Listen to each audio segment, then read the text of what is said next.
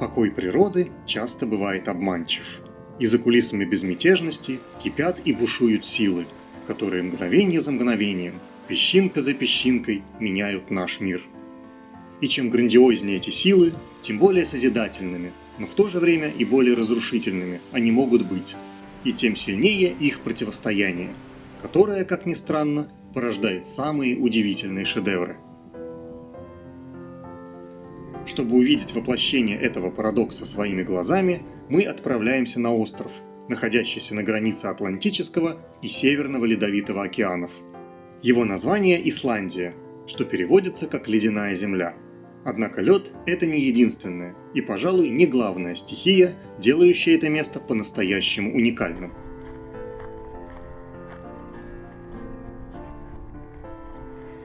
То, что видит прибывающий сюда современный человек, сильно отличается от того, что увидели первые путешественники, оказавшиеся здесь более 1000 лет назад.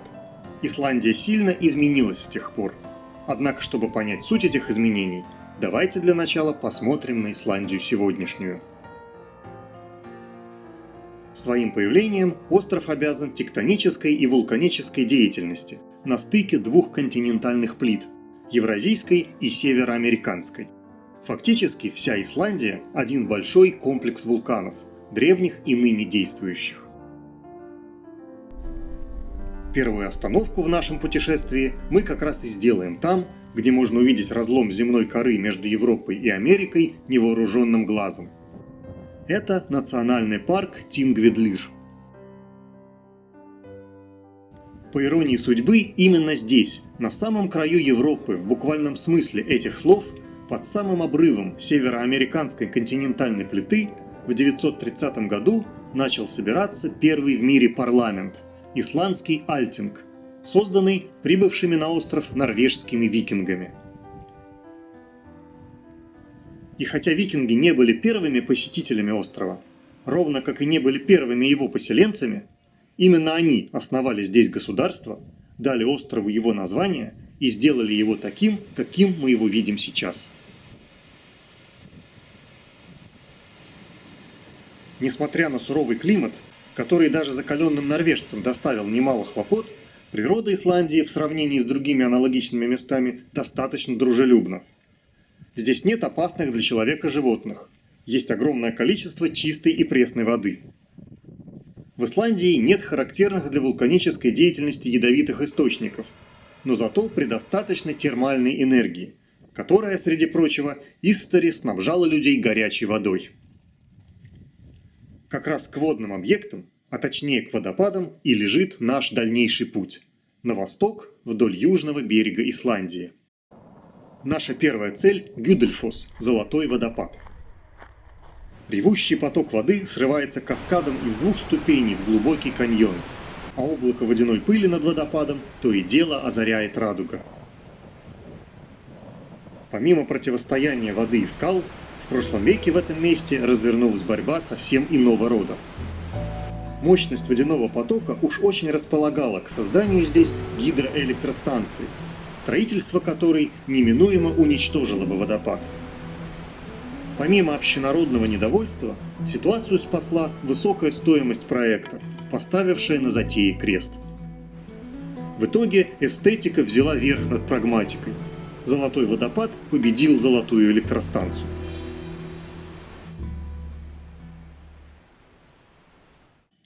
Двигаясь дальше по окружной дороге, мы делаем остановку у водопада Селья-Ландсфосс. Он не очень полноводный и по-настоящему живописен в ясную погоду, что для Исландии явление нечастое. Однако он может доставить любопытные переживания и во время дождя. Промокшим туристам уже не страшно будет пройти по тропинке сквозь водяные брызги и посмотреть на водопад изнутри.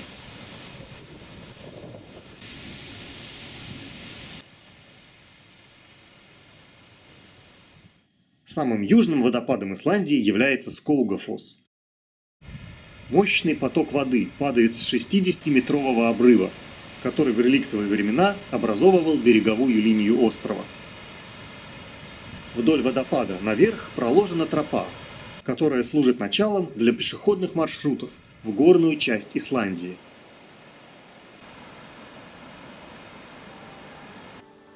А в паре десятков километров находится самая южная точка океанского побережья Исландии. Невероятно живописное место близ скалы Рейнисфьяра и мыса Дирхолаяй. Здесь особенно удобно наблюдать за атлантическими тупиками.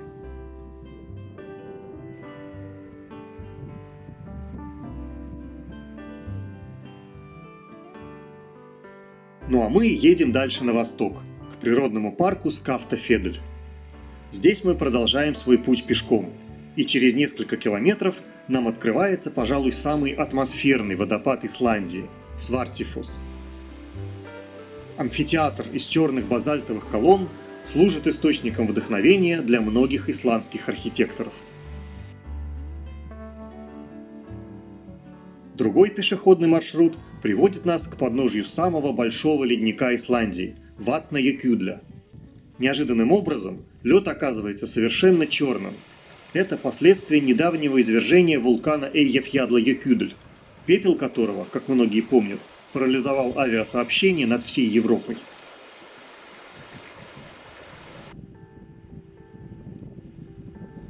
Наша следующая задача – увидеть вторую сущность Исландии – вулканическую. Для этого мы поворачиваем обратно на запад и покидаем асфальт, доверившись внедорожным качествам нашего автомобиля.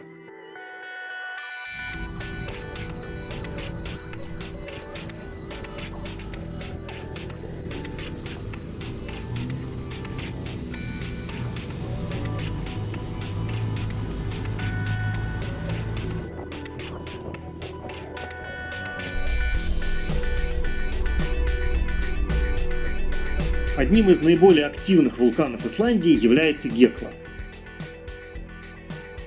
С момента заселения острова людьми он извергался более 20 раз.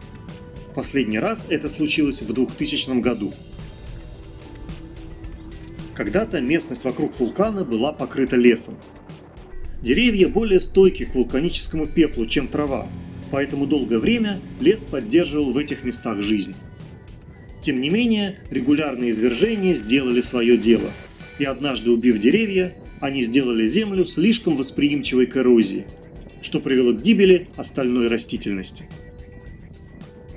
Впрочем, был и еще один фактор, о котором мы скоро поговорим.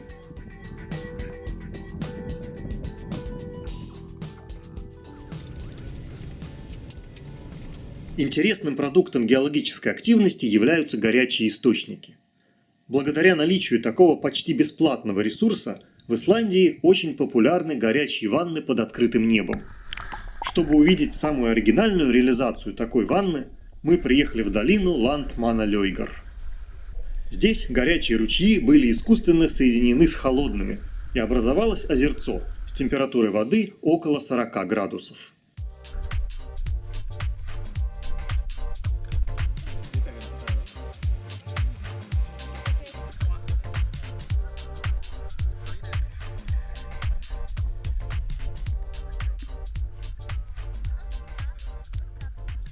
А вот что такое по-настоящему горячий источник, можно увидеть на примере исландских гейзеров. Самый активный из них на сегодняшний день – это гейзер Стоккюр. Огромная масса кипящей воды выбрасывается вверх на несколько метров, раз в несколько минут.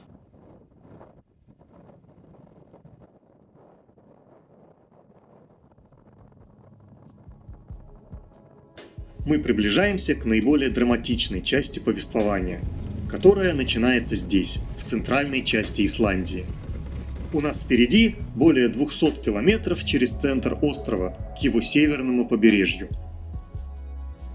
Пейзаж как нельзя лучше подходит для того, чтобы рассказать о том, какой была Исландия 1000 лет назад.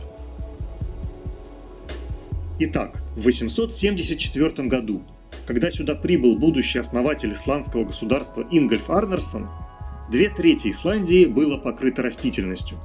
Причем в значительной степени это был лес. Именно лес спасал землю от вулканического пепла и служил защитой для остальных растений.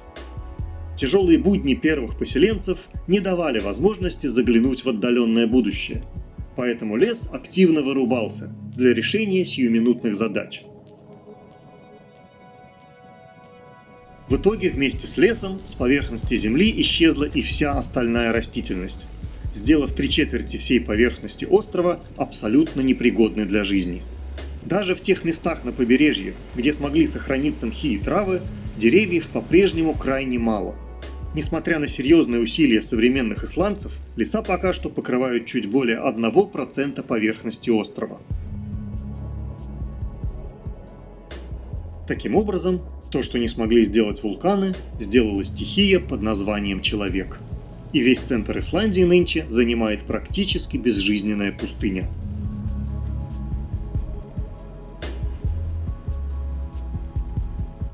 После нескольких часов изнурительной езды по пескам и лавовым полям мы добираемся еще до одного крупного действующего вулкана – Аскья. Во время последнего крупного извержения, которое началось в 1875 году, в кальдере вулкана образовались два озера, одно из которых поражает своими размерами.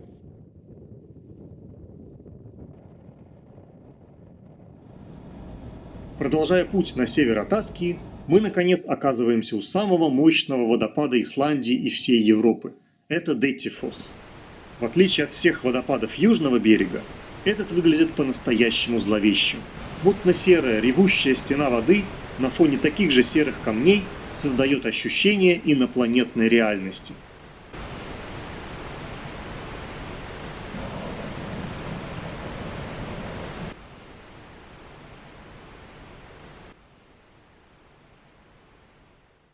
В 30 километрах от Детифоса есть еще более зловещее место – серные источники близ озера Мейватан.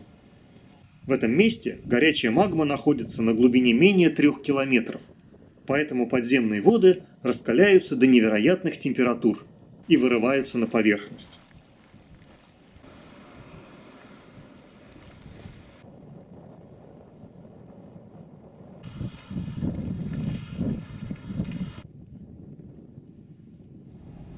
По мере того, как мы продвигаемся на северо-запад, мы попадаем в наименее затронутую цивилизацией область Исландии. Здесь меньше всего поселений и меньше всего туристов. В то же время, несмотря на суровый климат, это место – оазис спокойствия посреди буйства стихий. И люди приезжают сюда, чтобы посмотреть не на диковинные достопримечательности, а на первозданную северную природу.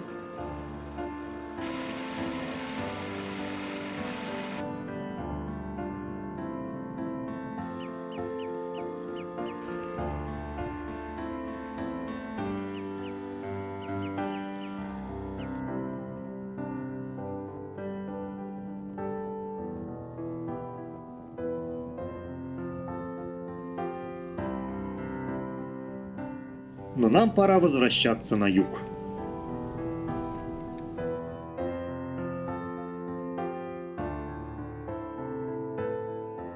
Постепенно цивилизация все больше и больше дает о себе знать, пока мы, наконец, не оказываемся в самом ее сердце, в столице Исландии, которая называется Рейкьявик.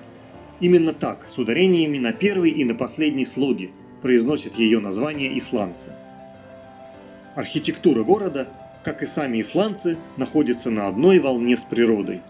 Особенно хорошим примером этого является лютеранская церковь Хадельгримскирья, дизайн которой поразительно напоминает строй базальтовых колонн, окружающих водопад Свартифос.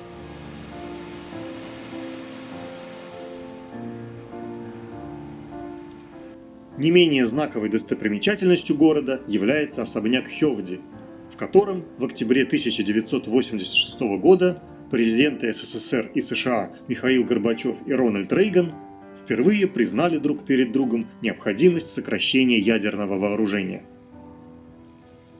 Очень символично, что эта встреча прошла именно в Исландии, где отнюдь не метафорическую трещину между Европой и Америкой соединило рукопожатие лидеров двух великих держав.